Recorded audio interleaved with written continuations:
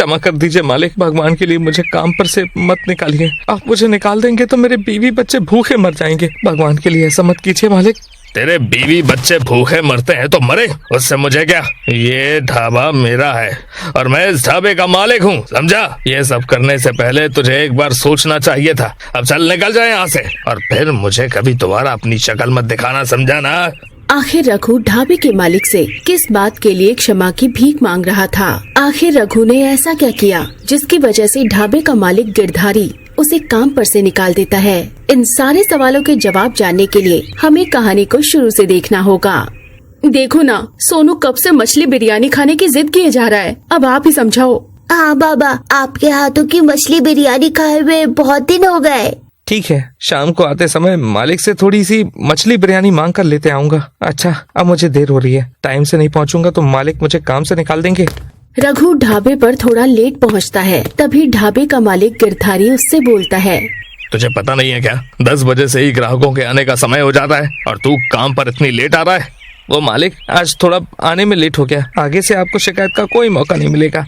और हाँ, एक बात कान खोल कर सुन ले, अगर एक भी ग्राहक को मछली बिरयानी खाने को नहीं मिली तो याद रखियो, तेरी पगार से पैसे काट लूंगा मैं। फिर रघु जल्दी से सभी मछलियों और चावल को धोकर अपने हाथ के कुटे हुए मसालों से मछली बिरयानी तैयार कर लेता है। उसकी खुशबू से पूरा ढाबा महकने लगता है। वाह रघु, खुशबू तो बड़ी अच्छी आ रही है। चलो अच्छा है, समय से पहले मछली बिरयानी बनकर तैयार हो गई, नहीं तो आज मालिक मेरी तनख्वाह से पैसे काट लेते। तभी ग्राहकों का आना भी शुरू हो जाता है। भाई साहब, खुशबू तो बहुत बढ़िया आ रही है, मुझसे तो रुका ही नहीं जा रहा है। अब आप जल्दी से एक प्लेट मछली बिरयानी लगवा दीजिए। अरे हाँ, क्यों नहीं। अरे रघु, जल्दी से साहब के खाने के लिए एक प्लेट गर्मा गर्म मछली बिरयानी तो लगाना। अरे मुझे भी एक प्लेट मछली बिरयानी पैक कर दीजिए और एक प्लेट खाने के लिए भी लगा दीजिए। ये रघु का बच्चा अभी तक बिरयानी लेकर नहीं आया और ग्राहकों का आना भी शुरू हो गया है।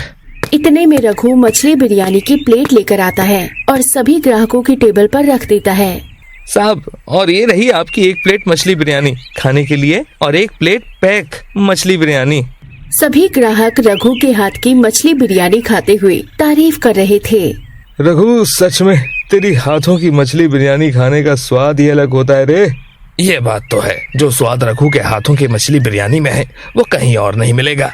ग्राहकों का अपने नौकर रघु की तारीफ करना गिरधारी को बिल्कुल भी अच्छा नहीं लग रहा था।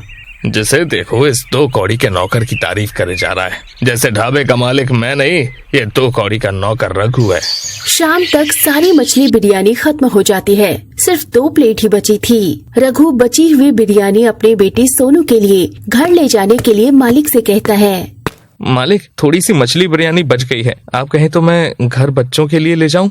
अरे अपनी औकात देखी है तूने, जो चला है अपने बीवी बच्चों को खिलाने के लिए। नौकर है, नौकर की तरह रहे, अपनी औकात मत भूल, समझा। अब चल निकल यहाँ से। बेचारा रघु अपने मालिक के आगे कुछ नहीं बोलता और उदास मन से घर चला जाता है। बाबा, आप मछली बिरयानी ले आए? सोनू, बाबा अभी आए हैं, उन्हें परेशान मत करो। अपनी माँ के कहने पर सोनू चुप करके बैठ जाता है। क्या हुआ जी, आप इतने उदास लग रहे हैं, मालिक ने कुछ कहा क्या? मैंने मालिक से थोड़ी सी बची हुई मछली बिरयानी घर ले जाने के लिए मांगा तो उसने मना कर दिया। सोनू कितने मन से मछली बिरयानी खाने की जिद कर रहा था, सोचा था आज उसे खिला दूंगा। जाने दीजिए, आप क्यों उस खड़ूस मालिक की वजह से अपना जी जलाते हैं। हम गरीब हैं ना, इसलिए वो हमें अपने सामने कीड़े मकोड़े से ज्यादा कुछ नहीं समझता। आप जल्दी से हाथ मुंह धो लीजिए, मैं आपके लिए खाना लगा देती हूँ। रघु हाथ मुंह धोकर खाना खाकर जल्दी ही सो जाता है। सुबह वो जल्दी उठकर ढाबे पर पहुंचकर मछली बिरयानी बनाकर तैयार कर लेता है और कुछ देर बाद ही ग्राहकों का आना शुरू हो जाता है। फिर रघु उन्हें एक एक करके खाने के लिए मछली बिरयानी देता है। आज भी सभी ग्राहक उसकी बनी मछली बिरयानी की तारीफ कर रहे थे। क्या बात है रघु, दिन पर दिन तेरे हाथों की मछली बिरयानी का स्वाद बढ़ता ही जा रहा है, कुछ तो खास बात है। सच में रघु, तेरे हाथों में तो जादू है, जादू। वैसे रघु, तू मछली बिरयानी में ऐसे कौन से मसाले डालता है जिससे स्वाद 2 गुना बढ़ता जा रहा है? वो साहब, बस अपने नौकर रघु की ग्राहकों के मुंह से तारीफ होते देख ढाबे का मालिक गिरधारी अंदर ही अंदर खिसिया रहा था। सारे ग्राहक इस रघु नौकर की ही तारीफ कर रहे हैं। अरे और जो मेरा पैसा लग रहा है, हाँ हद हो गई। ये सही है, मेरा ही ढाबा, मेरे ही मसाले, मेरे ही पैसे, कोई मेरा नाम नहीं ले रहा। ये कल का आया 2 कौड़ी का नौकर आज सबकी जुबान पर चढ़ा हुआ है और मेरा तो दूर दूर तक कोई नाम निशान ही नहीं है। अगर ऐसा चलता रहा तो कल का ये नौकर मुझे ही आंखें दिखाने लगेगा। कुछ तो सोच गिरधारी, सोच।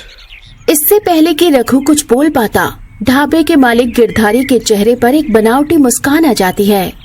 अरे वाह वाह रघु, देख तेरी किस्मत कितनी अच्छी है, सब तेरी तारीफ कर रहे हैं और तू चुप क्यों है? सबको बता क्यों नहीं देता?